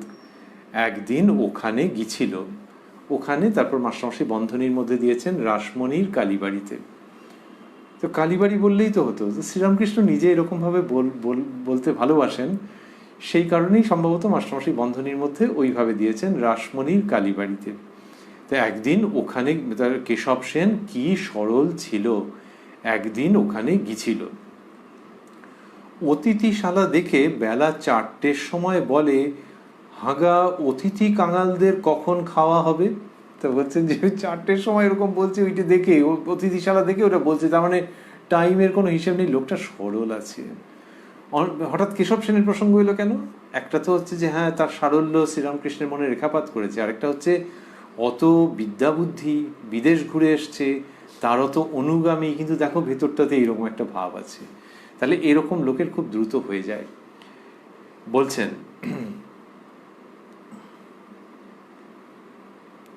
বিশ্বাস যত বাড়বে জ্ঞানও তত বাড়বে। যে গরু বেছে বেছে খায় সে ছিরিক ছিরিক করে দুধ দেয়। যে গরু শাক পাতা খোসা ভুসি যা দাও গপ গপ করে খায় সে গরু হুড়হুড় করে দুধ দেয়। তো বললেন, বিশ্বাস যত বাড়বে জ্ঞানও তত বাড়বে। এই বিশ্বাসের কথা শ্রীরামকৃষ্ণ ঘুরে ফিরে বলেছেন, খুব সুন্দর, যে বিশ্বাসটা থাকতে হয়। এখানে যদি কেউ প্রশ্ন করে যে যা ব্যাপারটা পায়নি তাহলে তার মধ্যেই বিশ্বাস করবে, তার উত্তর হচ্ছে যে একটা ন্যূনতম বিশ্বাস ছাড়া কেউ এগোতে পারে না। যদি কাউকে বলা হয় যে ওই অমুক জায়গায় একটা দোকান আছে, বুঝলে, দোকানটা কিন্তু দিনের সকালবেলায় খোলে না, সেকেন্ড হাফে খোলে, তাও আবার ওই 5:30 6টার মধ্যে বন্ধ করে দেয়, ওখানে গেলে তুমি এই যে জিনিসটা খুঁজছো ওটা পাবে। তা সেই শুনে সে লোকটা গেল। এই যে লোকটা গেল, গিয়ে পেয়ে গেল, তাহলে এই যে বলেছে তার উপরে তো বিশ্বাস করেছে। যদি বলতো যে না আগে আমাকে দেখাতে হবে, তাহলে তো কোনো শেষ নেই। এখনকার দিনেও যদি ভাবা যায় যে ছবি তুলে এনে দেখালো, বলে ছবি তুলে দেখিয়েছে বটে, কিন্তু ওই যে বললে সেকেন্ড হাফে খোলা থাকে, এই ছবিটা যে সেকেন্ড হাফে তোলা, তাহলে আবার সে ক্যামেরার টাইম দেখাতে হবে, অর্থহীন হয়ে যাবে। তো ওইটা করতে গেলে দেখা যাবে যে কখনোই পুরোপুরি হবে না। কেউ যদি পুরো সংশয় নিয়ে থাকে আর ওই দোকানের মধ্যেই যে ওটা আছে তাহলে একটা ভিডিও করে দেখা হয়ে আর বিশ্রী ব্যাপার হয়ে যাবে। তা সেখানে একটা তো ন্যূনতম বিশ্বাস রাখতে হবে। আচ্ছা, যদি বিশ্বাস করে তারপর যদি কেউ ঠকে যায়, ধরা যাক কেউ কাউকে উল্টো পাল্টা ওরকম বুঝিয়ে দিয়েছিল জাস্ট মজা করবার জন্য, ঠকানোর জন্য, যে ওই দোকানে যাও, তাহলে সেই দোকানে গিয়ে দেখলো তারা মজা করলো, বললে হ্যাঁ আপনার আগেও কয়েকজন এসছে, কে পাঠাচ্ছে বলুন তো, আমরা জীবনে এই জিনিস রাখি না, তারা তো বিশ্বাস করে ঠকে গেল। তার উত্তর হচ্ছে যে হ্যাঁ বিশ্বাস করে ঠকতে পারে, আবার বিশ্বাস করে পেতেও পারে, কিন্তু কিছু যদি পেতে হয় তাহলে একটা বিশ্বাস করে এগোতেই হয়, তা নাহলে জীবনেও পাবে না। তাতে যদি ঠকে গেলে মন্দ কপাল, কিন্তু যদি বলো যে আমি বিশ্বাস একদম করব না, তাহলে ধর্ম প্রসঙ্গ ছেড়ে দাও, জীবনে তুমি কোথাও গিয়ে পৌঁছতে পারবে না, জীবনে কোথাও গিয়ে পৌঁছতে পারবে না। কেউ যখন ছেলে মেয়েকে কোথাও স্কুলে ভর্তি করছে, তখন স্কুলের সম্পর্কে অনেক খোঁজ খবর নিয়েছে, নেটে প্রচুর দেখেছে, কিন্তু বুঝতে পারছে না। তারপর একজন আত্মীয়ের মধ্যে বললে যে তার ছেলে বা মেয়ে ওখানে পড়ে, ওখানকার পরিবেশটা সত্যি ভালো, দিয়ে দাও, বলতে সঙ্গে সঙ্গে অনলাইনে পেমেন্ট করে দিল তাদের। যে কোথায় প্রমাণটা কোথায়? ওই যে আত্মীয় বলেছে তার উপরে বিশ্বাস করেছে, তার আত্মীয়কে বিশ্বাস করবে না, কিন্তু উত্তর হচ্ছে যে ওই বিশ্বাসটা না এলে ও অনলাইন পেমেন্ট করছিলই না, ওই বিশ্বাসটা না এলে। সুতরাং কোনো কিছু যেখানে প্রাপ্ত হচ্ছে সেখানে ওই যে ও বললো যে ওখানে দিয়ে দাও, ওইটাতে বিশ্বাস করে নিয়ে দিয়ে দিল। সুতরাং পুনরায় স্মরণ করছি যে বিশ্বাস করলে পেতেও পারে, ঠকতেও পারে, কিন্তু জগতে যেখানে যা কিছু প্রাপ্তি তার পেছনে বিশ্বাস আছেই আছে। আর ধর্মক্ষেত্রে এসে একবারে অড ব্যাপার, তুমি যদি বলো আগে প্রমাণ করে দিন তারপরে আমি বিশ্বাস করব, তাহলে তো একেবারে মানে শিশুর অবস্থা, মানে কিচ্ছু জ্ঞান বুদ্ধি নেই নাকি? তাহলে এখানে ধর্মক্ষেত্রে যদি কেউ ঠকায়, তা উত্তর হচ্ছে হ্যাঁ সেইটাই তো। যাকে কিনা অনেকে, তোমার পরিচিতর মধ্যে অনেকে মানছেন, তাকে বিশ্বাস কর। ওই ঠকে যাওয়ার প্রসঙ্গ তো বাদ দেওয়া হচ্ছে না, সর্ব জায়গাতেই আছে। কেউ ধর্মের নামে কেউ ঠকাচ্ছেন হয়তো, সেরকম তো কত রকম আছে, তো সেটা আছে। কিন্তু তুমি একটা বিশ্বাস ছাড়া কিন্তু এগোতে পারবে না। আমি যাকে বললাম সেই তার সম্বন্ধে যদি তোমার বিশ্বাস না থাকে ছেড়ে দাও, কিন্তু আরেকটা কোথাও না কোথাও তোমাকে তো বিশ্বাস করে এগোতে হবে। এই বিশ্বাস যত করবে তত হু হু করে এগোবে। বিশ্বাস যত করবে, এটা আবার এলো কোত্থেকে? এটা এলো এই জন্যে যে ধর্মক্ষেত্রে যে প্রাপ্তি, সেই প্রাপ্তিটা ওই অমুক পাড়ায় সেকেন্ড হাফে গিয়ে দোকান খোলা অতটা তো সোজা নয়। এটা তো জীবনের সর্বশ্রেষ্ঠ প্রাপ্তি। যে কোনো দেশে যে কোনো ধর্মেই বলা থাকবে, ঘুরে ফিরে এই প্রসঙ্গটি কোনো না কোনোভাবে বেশি করে বা কম করে, যে ওইখানে গিয়ে উপনীত হলে, সেই ধর্ম যে পথটি দেখাচ্ছেন যে ওইখানে গিয়ে উপনীত হলে তোমায় আর ফিরে চাইতে হবে না, তোমার জীবনে আর অপ্রাপ্ত কিচ্ছু থাকবে না। তাহলে ধর্মের মাধ্যমে যেটি পাওয়া যাচ্ছে সেটি তো জীবনের শ্রেষ্ঠ সম্পদ। তাহলে ওখানে সময় লাগবে না? তাহলে সময় যখন লাগছে, তুমি যখন এগোচ্ছ, তখন মাঝখানে গিয়ে আবার কিছুটা গেছো, কিছুটা মনে হচ্ছে যে হ্যাঁ ভালোই, তারপরে আবার হতাশ হয়ে থাকতে পারো যে না, বোধহয় ওই যে বলছে এই পথটা ঠিক নয়, এখানে একটু বিশ্বাস রাখো, আর একটু বিশ্বাস রাখো যে এতজন মানুষ যে এই পথ অবলম্বন করেছেন, এতজন মানুষ যে আনন্দের কথা বলছেন, যে প্রাপ্তির কথা বলছেন, সেটা ওরকম এক ফুঁয়ে উড়িয়ে দিও না। 3 দিনের প্রচেষ্টার পর অ্যাবান্ডন করে দিও না। আরেকটু বিশ্বাস রাখো, আরেকটু ধৈর্য রাখো। এই বিশ্বাস, শ্রীরামকৃষ্ণ বলছেন, বিশ্বাস যত বাড়বে জ্ঞানও তত বাড়বে। এই বিশ্বাসটা খুব অধ্যাত্ম জীবনে দরকার। অন্যত্র বলছেন যে খানদানি চাষা, এমনি কোনো চাষা একটা বছর ঠিক চাষাবাদ হলো না, সে চাষ ছেড়ে দিল, তার মানে সে অন্য কিছু করতে আরম্ভ করলো। আর খানদানি চাষা যারা, তারা একবারেতে যদি ভালো ফসল না হয় তাহলে ছাড়ে না, আবার তার পরের বারে চেষ্টা করে। তার মানে ইঙ্গিত হচ্ছে যে তার পরের বারে সুফল পায়, সেবারও যদি না পায় তাহলে তার পরের বারে করবে, কিন্তু ওই নিজের জায়গা ছাড়বে না, এবং তাতে সাফল্য লাভ নিশ্চিত। এইখানে হচ্ছে বললেন, বিশ্বাস যত বাড়বে জ্ঞানও তত বাড়বে। যে গরু বেছে বেছে খায় সে ছিরিক ছিরিক করে দুধ দেয়। তাহলে ওই যে বেছে বেছে খাচ্ছে, তাহলে তার দুধ দেওয়াটা যদি সাফল্য ভাবা যায়, তাহলে সাফল্য একটু একটু স্পোরাডিক, কখনো কখনো হবে, আর সবসময় হবে না। তেমনি কেউ এই মতে ওই পথে নানান রকম, এটা অনেকের থাকে যে কিছুটা এইটা নিয়ে করলো, কিছুটা ওটা নিয়ে করলো, কিছুটা একটা ইউটিউবে কিছু দেখেছে সেটা করলো, এরকম নানান রকম যখন করছে, কিছুটা এই গ্রন্থ পড়লো, কিছুটা ওই বিশ্বাসে চললো, তখন ঠিক হবে না, ছিরিক ছিরিক। যে গরু শাক, বলছেন শ্রীরামকৃষ্ণ, যে গরু শাক পাতা খোসা ভুসি যা দাও গপ গপ করে খায়, সে গরু হুড়হুড় করে দুধ দেয়। সকলের হাস্য। এইবারে সকলে হেসে ফেলেছেন যে এইরকম ভাবে নিয়ে এসছেন, যে ওই গরু নানান রকম খাচ্ছে আর হুড়হুড় করে দুধ দিচ্ছে, এইটাতে হাসি পাচ্ছে। আর একটা হচ্ছে এই বিশ্বাসের ভূমিকা প্রসঙ্গে বলছেন, তো একটা কন্ট্রাস্ট আসছে, সেই কন্ট্রাস্ট থেকেও হাসিটা আসছে। তো এখানে শ্রীরামকৃষ্ণটি বললেন যে যে গরু শাক পাতা খোসা ভুসি যা দাও গপ গপ করে খায়। যা দাও মানে খারাপ কিছু দিচ্ছ তা নয়, এটা বুঝে নিতে হবে তো যে উদাহরণটা ঠিক কোন জায়গায়। গরিবের ঘরে হয়তো সে নানান রকম দিচ্ছে, সবসময় ভালো জিনিস দিতে পারছে তা নয়, কিন্তু ওই যা দিচ্ছ সব খেয়ে নিচ্ছে, সেই গরু তিনি বলছেন হুড়হুড় করে দুধ দেয়।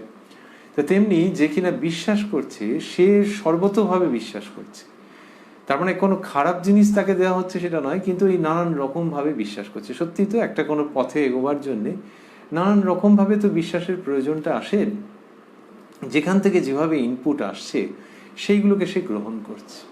কিরকম ইনপুট আসছে? যে ওই কোনো একটা পথে সে রয়েছে, সেই পথে কেউ বলেছেন এইভাবে এইভাবে চলো, সে সেইটা গ্রহণ করছে। কেউ বলছে যে তুমি খাবার দাবারের ব্যাপারে সংযম করবে, বুঝলে, তাহলে তোমার খুব দ্রুত তুমি এগোতে পারবে, সেইটাকে গ্রহণ করছে। এমনকি কেউ আবার অন্য পথের লোক আসছে, সে বলছে তার সেই পথে খুব হয়েছে অগ্রগতি, তখন সেই অগ্রগতিটাকেও বিশ্বাস করছে, ওটাকে উড়িয়ে দিচ্ছে না যে হ্যাঁ শুনেছি বড়দের কাছে যে যে যার নিজের পথে নিষ্ঠা নিয়ে থাকলে তার হবেই হবে। এই যত রকম তার কাছে আসছে সংবাদ, সেই সবগুলোকে গ্রহণ করছে, বিভিন্ন রকমভাবে সে বিশ্বাস করছে। মূল কথাটি হচ্ছে যে একটা বাচ্চা ছেলের মতো ভাবটা রয়েছে। বাচ্চা ছেলে মা যখন কিছু করাচ্ছে সব রকমের সে বিশ্বাস করছে। মা যখন বলছে এই সময় খা, এই সময় চান কর, এই সময় এটা কর, এই সময় ওটা কর, সবগুলো চান করার পর মা মাথা মুছিয়ে দিচ্ছে, আর সে মাথা নিয়ে অসুরের মতো ঝাঁকাঝাঁকি করছে, কিন্তু একটা বিশ্বাস আছে যে মা খারাপ কিছু করবে না। তখন যখন মাথায় চুল টুল মুছিয়ে দিল, বা একদম ঠিক আছে। তো ওই বিশ্বাস সর্বতোভাবে বিশ্বাস করছে, এবং কোনো কোনো জায়গায় যেন বিশ্বাস থেকে ছুটে বেরিয়ে যেতে ইচ্ছে করছে, কিন্তু তাও বিশ্বাস, clinging on to that faith, এই যে বিশ্বাসের মধ্যে সে থাকছে, তাহলে তার দারুণ সাফল্য হবে। তা বললেন যে যে গরু এরকম করে সে সে গরু হুড় করে দুধ দেয়। এবার ডাক্তার সরকার আবার ওই হয়ে গেছে পাণ্ডিত্যের কি একটা ব্যাপার।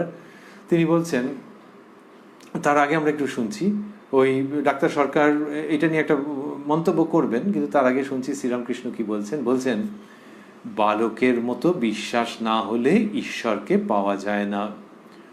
মা বলেছেন ও তোর দাদা। বালকের অমনি বিশ্বাস যে ও আমার 16 আনা দাদা। কাউকে দাদা বলেছে মা, যে ও তোর দাদা, বলে হ্যাঁ, তাহলে নিজের দাদা। অন্যদের কাছে গিয়ে বলছে হচ্ছে যে ও আমার নিজের দাদা, অন্যরা মুখ টিপে টিপে হাসছে, বলে তোর নিজের দাদা, বলে হ্যাঁ নিজের দাদা, মা বলে দিয়েছে। কি সুন্দর। মা বলেছেন জুজু আছে, 16 আনা বিশ্বাস যে ও ঘরে জুজু আছে। এইরূপ বালকের ন্যায় বিশ্বাস দেখলে ঈশ্বরের দয়া হয়। সংসার বুদ্ধিতে ঈশ্বরকে পাওয়া যায় না। কি কমনীয় মধুর বাণী।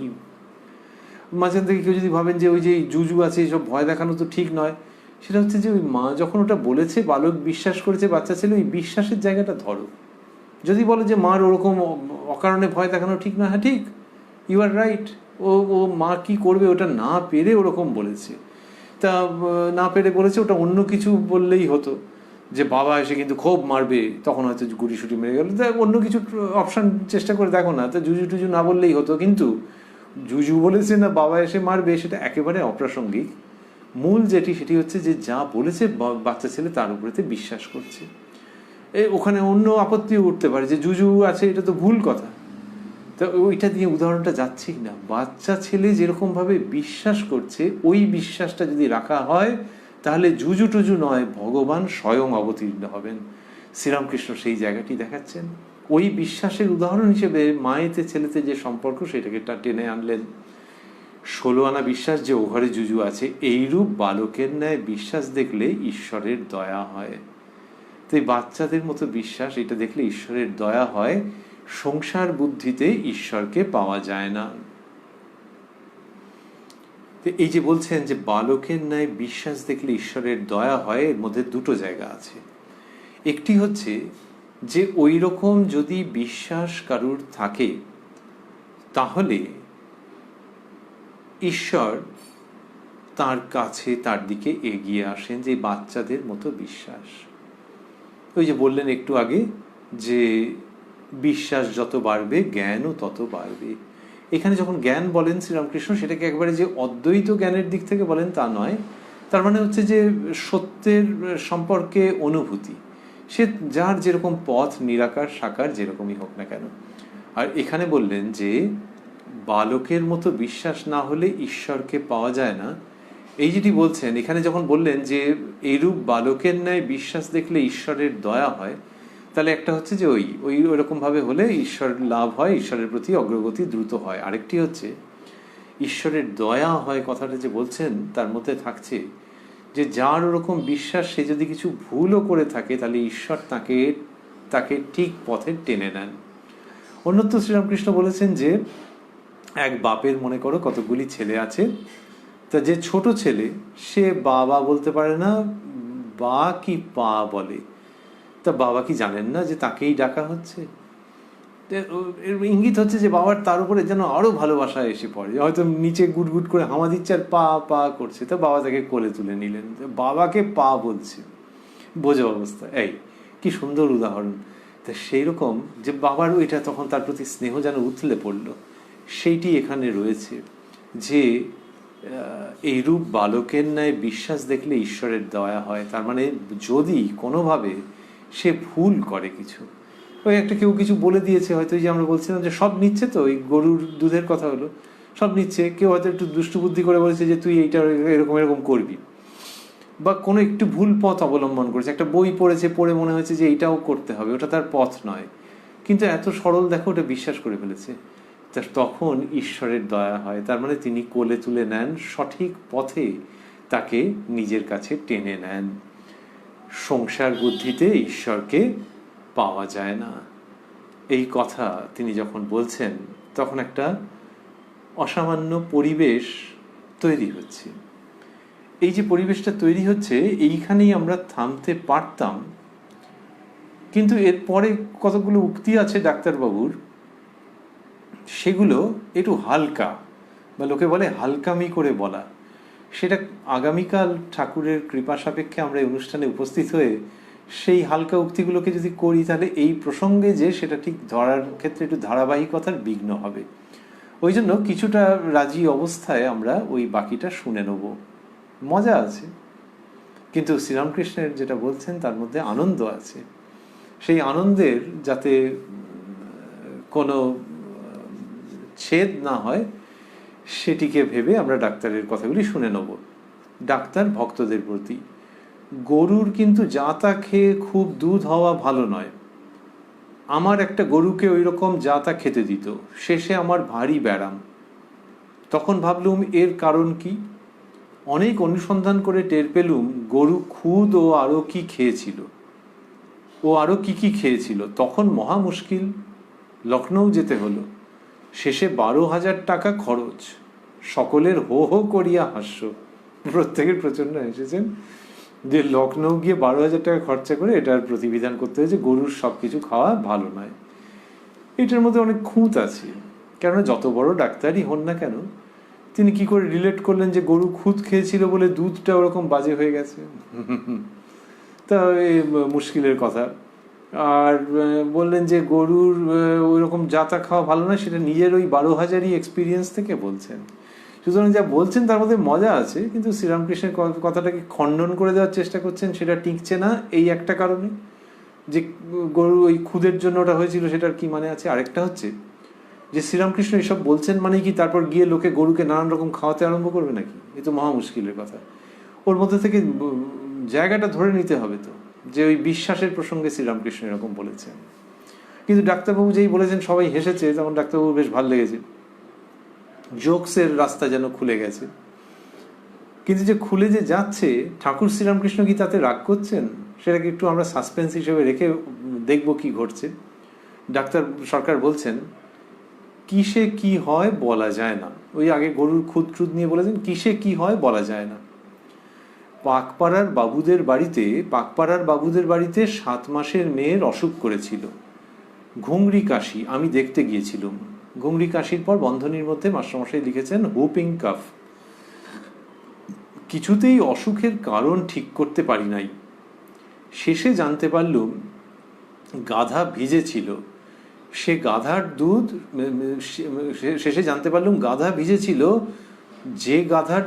গাধা ভিজেছিল যে গাধার দুধ সে মেয়েটি খেত।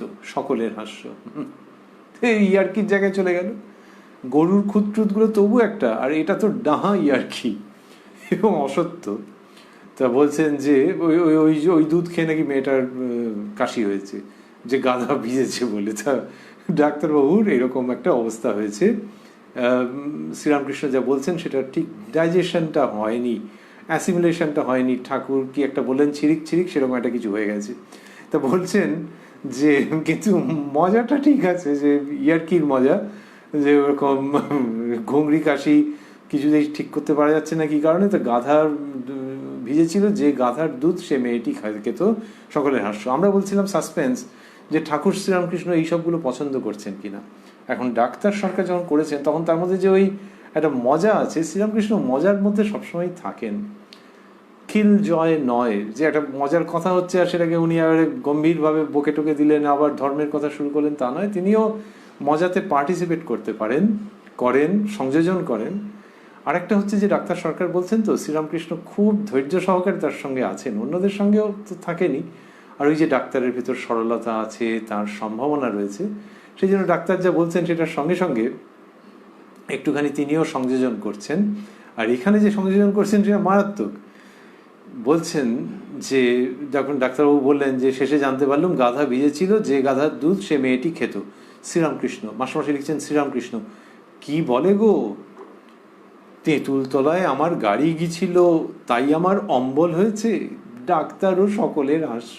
এই আরও সলিড জায়গায় চলে গেছেন যে গরু খুদ সেইখান থেকে 12,000 টাকা খরচা শুনলাম, গাধা ভিজেছিল তার দুধ খেয়ে মেয়েটার হুপিং কাফ হয়েছে শুনলাম, তাহলে রিমোট চান্স আরও রিমোট শুনবে একটা কেস।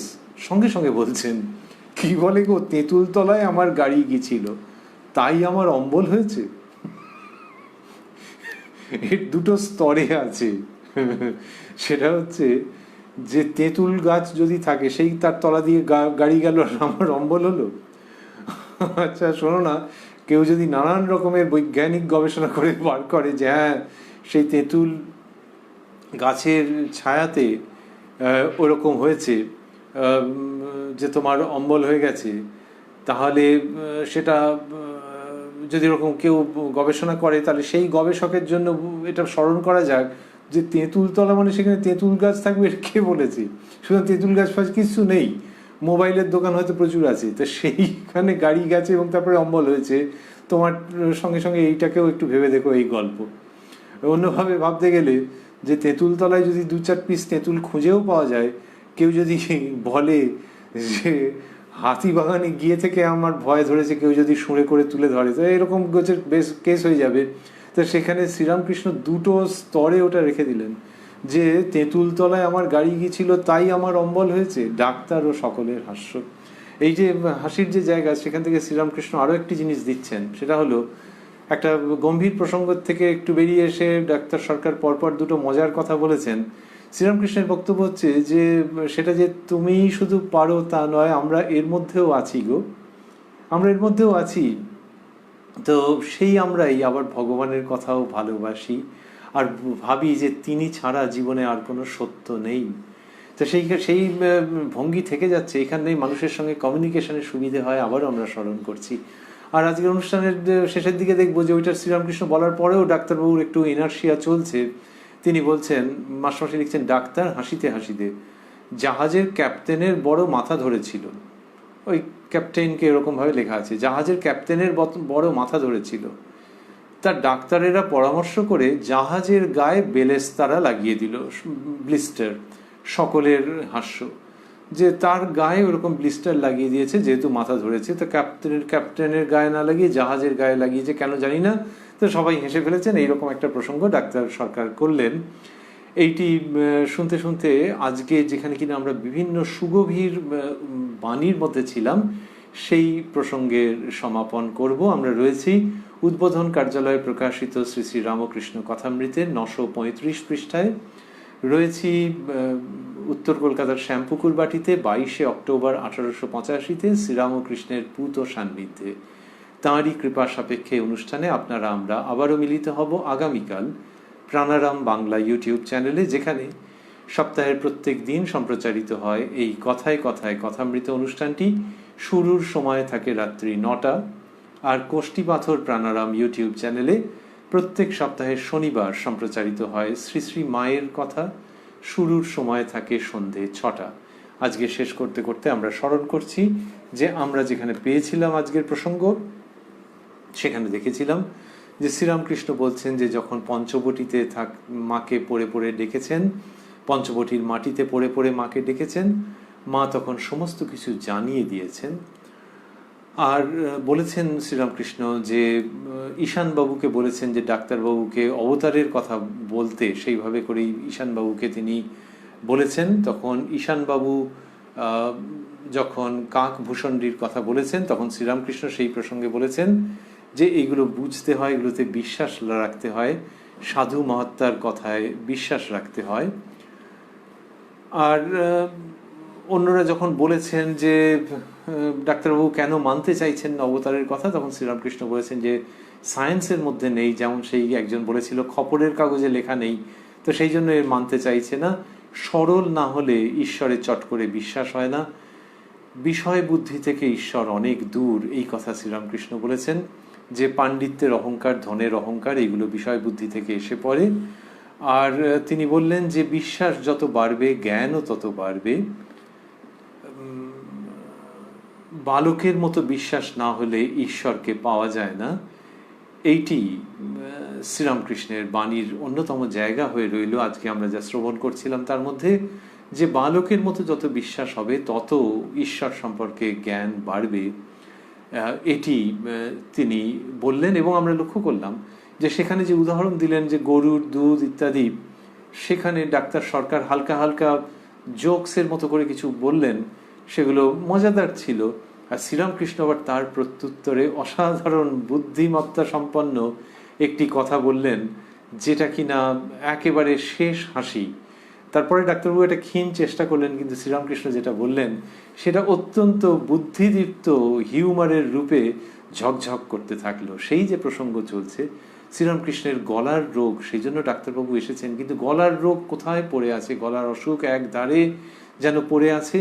আর এই শ্রীরামকৃষ্ণ একটি পূর্ণ ব্যক্তিত্ব, তিনি কথা বলছেন এবং তার মধ্যে দিয়ে কি অপূর্ব জ্ঞান, অপূর্ব আলাপচারিতা, অপূর্ব বাণী শৈলী প্রকাশিত হচ্ছে, সেটিতে আমরা মুহুর্মুহু বিস্মিত হচ্ছি, শ্রদ্ধাবনত হচ্ছি। আর ভাবছি যে ওই যে মাঝখানে একটা কথা এলো, ডাক্তার সরকার রামচন্দ্র সম্পর্কে যে আপত্তি করলেন, সেগুলোকে তো সত্যি ডিফেন্ড করা একটু মুশকিল আছে। শ্রীরামকৃষ্ণ ওটা নিয়ে কোনো মন্তব্য করেননি। গিরিশবাবু বলেছেন যে ঈশ্বরের পক্ষে এসব সম্ভব, কিন্তু ওই কতকগুলো জায়গা যেগুলো কিনা এই যুগে অন্তত দাঁড়িয়ে বোঝা মুশকিল আছে, সেখানে আমরা ভাবছি যে এইসব কথা হচ্ছে যার সমক্ষে, সেই শ্রীরামকৃষ্ণ, তিনি একাধিকবার নিজের শ্রীমুখে বলেছেন যে রাম যে কৃষ্ণ, ইদানিং এই দেহে সেই রামকৃষ্ণ। স্বামী বিবেকানন্দ তার সম্বন্ধে বলেছেন যে the latest and the most perfect. সেইটা আমাদের বিশেষভাবে মনে পড়ছে যে ডাক্তার সরকারকে তিনি অবতারের কথা ভাবতে বলেছেন, গ্রহণ করতে যেন অনুরোধ করেছেন ডাক্তারবাবুরই কল্যাণের জন্য। রামচন্দ্রের প্রসঙ্গ এলো, গিরিশবাবু শ্রীকৃষ্ণের কথা বললেন এবং ডাক্তার সরকারের যেন অস্বস্তি। এই ডাক্তার সরকার যেন সংশয়াপন্ন শিক্ষিত মানব জাতির একজন প্রতিনিধি, সেই রূপে তিনি শ্রীরামকৃষ্ণের কাছে গেছেন এবং শ্রীরামকৃষ্ণ যা বলছেন সেগুলো তার খুব মনে ধরছে। সেটা আমরা ভাবছি যে মনে ধরবারই কথা, কারণ পূর্ব অবতারের যেমনটা ছিল সেইগুলোর মধ্যে থেকে এই আরেকটি যেন পরিশীলিত রূপের বিকাশ। কারণ অবতার সম্বন্ধে তো শ্রীমদ্ ভগবদ্ গীতায় শ্রী ভগবান নিজেই বলছেন, यदा यदा हि धर्मस्य ग्लानिर्भवति भारत, বলতে বললেন যে তদাত্মানম সৃজাম্যহম। তাহলে বারবার আবির্ভাবের প্রয়োজন কি? ওই যুগ প্রয়োজন বলা হয় তো, যে আগের যে অবতার তার যে প্রভাব সেটি যেমন আছে, সেখানে আর একবার পুরো ব্যাপারটাকে কনসলিডেট করবার দরকার, সেই জন্য তিনি আসছেন। তাই আবার রাম রূপে এলেন না কেন? বা যে আমাদের যে দশাবতার যখন বলা হয়, শাস্ত্রে আছে অসংখ্য অবতার, দশাবতারের কথাও যদি ভাবি যে সব অবতারের একই রূপ নয় কেন, সেটাকে বিবর্তনের দিক থেকে কেউ অপূর্বভাবে বলেন। আবার এমনিতেও ভাবতে গেলে ওরকম হয় নাকি যে একই রূপে বারবার আসছেন তিনি? তাহলে নতুন রূপে আসছেন, এবং শুধু ওই ফিজিক্যাল ফর্ম নয়, ভেতরের যে বৈশিষ্ট্যগুলো সেগুলো নতুন। তাকেই তো বলা হয় সৃজন। এই শ্রীরামকৃষ্ণ রূপে অবতারের যে নবতম সৃজন, তার মধ্যে আমরা যখন দেখছি গভীর জ্ঞান, দেহবোধ রাহিত্যের কথা যে শাস্ত্রে বলা হয় তার মূর্ত প্রমাণ, মানুষের সঙ্গে প্রসন্ন আলাপচারিতা extending up to intelligent humour, তখন আমরা ভাবছি যে এই অবতারের মধ্যে নিশ্চয়ই রাম এবং কৃষ্ণ একাধারে অবস্থিত। এটা ভাবলে কোনো ভুল হচ্ছে না, বরং ভাবাটা বড় সঙ্গত। এই অবতার the latest and the most perfect, এবং এই অবতার যুগ প্রয়োজনে নিজেকে বড় অপূর্বভাবে পুনরায় সৃজন করেছেন। সেই রূপ, সেই কথা, কিন্তু রূপ কথা নয়, বাস্তব সেই শ্রী শ্রী রামকৃষ্ণ কথামৃত, শ্রবণমঙ্গল শ্রী শ্রী রামকৃষ্ণ কথামৃত শ্রবণ করে আমাদের মঙ্গল হচ্ছে, আমরা ধন্য হচ্ছি, আমরা কৃতকৃতার্থ হচ্ছি। ওম নিরঞ্জনং নিত্যমনন্তরূপং ভক্তানুকম্পাধৃতবিগ্রহং বৈ ঈশাবতারং পরমেশমিড্যং তং রামকৃষ্ণং শিরসা নমামঃ।